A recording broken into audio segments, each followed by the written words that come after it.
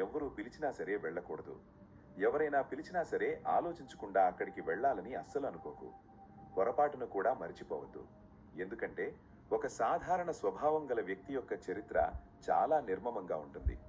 వాడు చాలా తేలిగ్గా ఇతరుల వలలో చిక్కుకుంటాడు. మరి ఎక్కడైతే నీ గౌరవం ఉండదో. చాణక్యుడు దీర్ఘంగా శ్వాస తీసుకుని ప్రారంభించాడు. మొదటగా చంద్రగుప్త, విను అని చెప్పే మొదలు పెడతాడు. చూడు చంద్రగుప్త, జీవితంలో అతిపెద్ద ధనం ఏమిటో తెలుసా? అవే గౌరవం మరియు మర్యాద.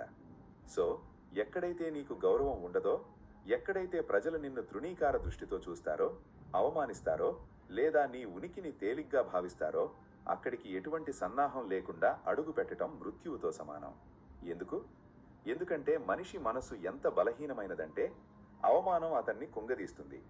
ఒక అవమానం యొక్క శక్తి ఎంత ఘాటైనదంటే అది నీ ఆత్మను డొల్లగా చేస్తుంది, నీ నిర్ణయ సామర్థ్యాన్ని బలహీనపరుస్తుంది మరియు నిన్ను బలహీనుడిగా మారుస్తుంది.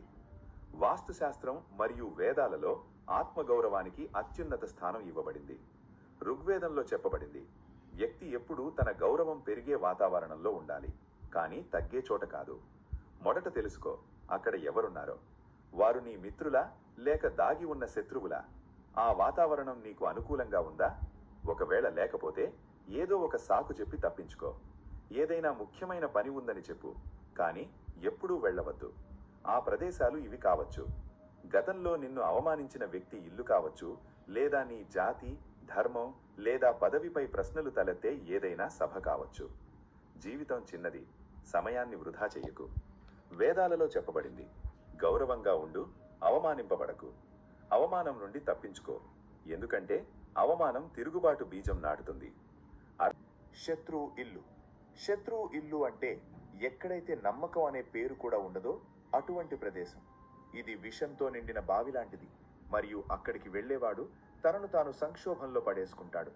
శత్రువు యొక్క తీయని మాటలు మరియు ఆతిథ్యం ఒక వల. ఇది మనిషిని భ్రమలో పడేసి అతని సర్వనాశనం చేస్తుంది. ఆచార్య చాణక్యుడు చెప్పాడు, శత్రువు ఇల్లు తేనె తుట్టెలాంటిది. బయటికి మధురంగా, లోపల నుండి కాటు వేసేలా ఉంటుంది.